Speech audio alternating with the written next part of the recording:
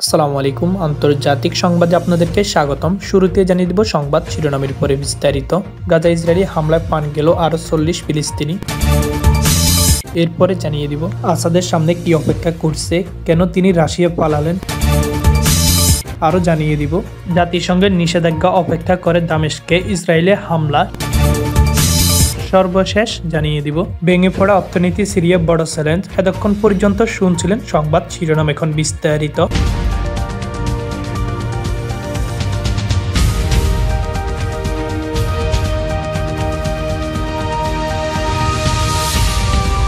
ফিলিস্তিনের গাজা ভূখণ্ডে ইসরায়েলি বাহিনী বর্বর হামলায় গত 24 ঘন্টায় অন্তত 40 ফিলিস্তিনি নিহত হয়েছেন আর আহত হয়েছেন আরও 98 জন। শুক্রবার 13 ডিসেম্বর সন্ধ্যায় গাজা স্বাস্থ্য মন্ত্রণালয় এক বিবৃতিতে এই তথ্য জানিয়েছে। খবর আনাদুলুর। বিবৃতিতে বলা হয়েছে, এই হামলার পর গত 14 মাসে গাজা নিহতের সংখ্যা পৌঁছে 40,875 জন। এছাড়া এই সময় সীমা আহত হয়েছেন আরও 1,06,454 জন। বিবৃতিতে আরও বলা হয়েছে, তবে নিহত ও আহতের প্রকৃত সংখ্যা আরো অনেক বেশি, কারণ ভবনের তলায় অনেকে চাপা পড়ে আছেন। প্রয়োজনীয় সরঞ্জাম ও জনবলের অভাবে তাদের উদ্ধার করা সম্ভব হয়নি। 2023 সালে ইসরায়েলি ভূখণ্ডে ঢুকে অতর্কিত হামলা চালায় গাজার উপত্যকা নিয়ন্ত্রণকারী সশস্ত্র রাজনৈতিক গোষ্ঠী হামাসের যোদ্ধারা। এলোপাতাড়ি গুলি চালিয়ে 1,200 জনকে হত্যার পাশাপাশি 242 জনকে জিম্মি হিসেবে ধরে নিয়ে যায় তারা। জিম্মিদের মুক্ত করতে ওই দিন থেকে গাজা অভিযান শুরু করে ইসরায়েলি বাহিনী, যা এখনো চলছে।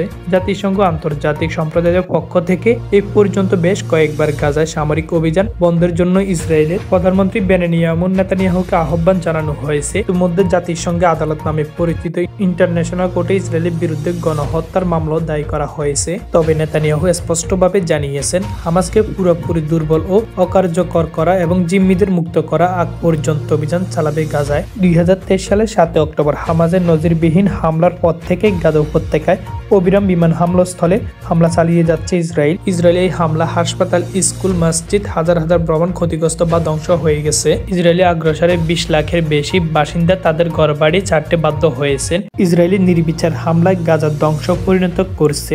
জাতিসংঘের তথ্য মতে ইসরায়েলি আক্রমণের কারণে গাজায় প্রায় 85% ফিলিস্তিনি ধ্বংস হয়েছেন। খাদ্য, বিশুদ্ধ পানি ও ওষুধের তীব্র সংকটের মধ্যে গাজায় চরম মানবেতর জীবনযাপন করছে। সিরিয়া বাশার আল আসাদ সরকারকে যখন উৎখাত করা হলো, তখন সেটা শুধু তার প্রেসিডেন্ট হিসেবে দেশের শাসনে 24 বছর নয়, বরং তার পরিবারের 50 বছরের শাসনে অবসান হলো। 2000 সালে তিনি প্রেসিডেন্ট হওয়ার আগে তার বাবা হাফিজ আল আসাদ 3 দশক দেশটির প্রেসিডেন্ট ছিলেন। এখন হায়াত তাহরির আল শামের নেতৃত্বে বিদ্রোহীরা সেখানে অন্তর্বর্তী সরকার গঠন করছে। আর একই সাথে অনিশ্চিত হয়ে পড়েছে ক্ষমতার প্রেসিডেন্ট, তার স্ত্রী, সন্তানদের ভবিষ্যৎ। তারা এখন রাশিয়ায়, সেখানে তাদের রাজনৈতিক আশ্রয় দেওয়া হয়েছে। কিন্তু সামনে কি অপেক্ষা করছে তাদের জন্য? আসাদ রাশিয়া পালালেন কেন? সিরিয়া গৃহযুদ্ধে রাশিয়া ছিল আসাদের মিত্রা। দেশটি রাশিয়ার 2টি গুরুত্বপূর্ণ সামরিক ঘাঁটি আছে। 2015 সালে আসাদের সামর্থ্যে বিমান হামলা চালিয়েছে রাশিয়া, যা যুদ্ধের ডেট সরকারের পক্ষ থেকে নিয়ে এসেছিল। যুক্তরাজ্য ভিত্তিক একটি পর্যবেক্ষণ সংস্থার মতে তখনকার 9 বছরের রাশিয়ার সামরিক অভিযানে 21,000-এর বেশি মানুষ প্রাণ হারিয়েছিল। এর মধ্যে অন্তত 8,700 জন ছিল বেসামরিক নাগরিক। কিন্তু ইউক্রেন যুদ্ধ শুরুর পর রাশিয়া মনোযোগ সরে যায়। দেশটি হয়তো এবার নভেম্বরে বিদ্রোহী গোষ্ঠীগুলি অভিযান শুরুর পর আসাদ সরকারকে সহায়তায় অনিচ্ছুক কিংবা অক্ষম হয়ে পড়েছিল। বিদ্রোহীরা দামেস্কে নিয়ন্ত্রণ নেওয়ার কয়েক ঘন্টার মধ্যে রুশ সরকার গণমাধ্যম খবর দেয় আসাদ ও তার পরিবার মস্কো এসে পৌঁছেছে এবং মানবিক বিবেচনায় তাদেরকে রাজনৈতিক আশ্রয় দেওয়া হবে। রাশিয়ার সাথে আসাদের সম্পর্ক, বিশেষ করে মস্কো সম্পর্কে যথেষ্ট প্রমাণ আছে। সিরিয়া দখল করে বিদ্রোহীরা যখন বিজয় উদযাপনে ব্যস্ত, তখন দখলদার ইসরায়েলি গোটা গোলামালভূমি সহ দক্ষিণ সিরিয়ার অংশ দখল করে নিয়েছে। ধারাবাহিক বিমান হামলা চালিয়ে ইসরায়েল ধ্বংস করে দিয়েছে সিরিয়া অধিকাংশ সামরিক অবকাঠামো। বিদ্রোহীদের হামলার জোরে প্রেসিডেন্ট বাশার আল আসাদ দেশ ছাড়ার পর এবার সিরিয়ার রাজধানী দামেস্কের নজর তেল আবিবে। খবর আল জাজিরা। জাতিসংঘের মহাসচিবে আন্তনিও গুতেরেস শুক্রবার ইসরায়েলি প্রধানমন্ত্রী বেনিয়ামিন নেতানিয়াহু সিরিয়ার হামলা বন্ধ করতে বলেছেন, কিন্তু তা উপেক্ষা করে রাত থেকে হামলা তীব্র বাড়িয়েছে ইসরায়েলি সেনারা। এবার সরাসরি নিশানা করা হয়েছে দামেস্কে। গত রোববার প্রেসিডেন্ট আসাদ সরকারকে উৎখাত করে সিরিয়ার রাজধানী দখল করে নিয়েছিল বিদ্রোহী গোষ্ঠী হায়াত তাহরির আল শাম। গত প্রায় 14 বছর ধরে গৃহযুদ্ধের ফলে সিরিয়া অর্থনৈতিক অবস্থা বেশ খারাপ হয়েছে।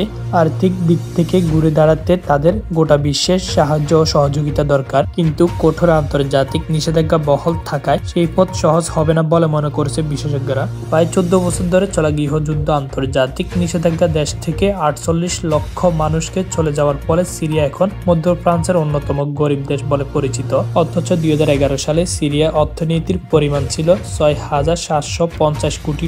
বিশ্বের 196টি দেশের মধ্যে অর্থনীতির নিরিখে সিরিয়া ছিল 68তম স্থানে।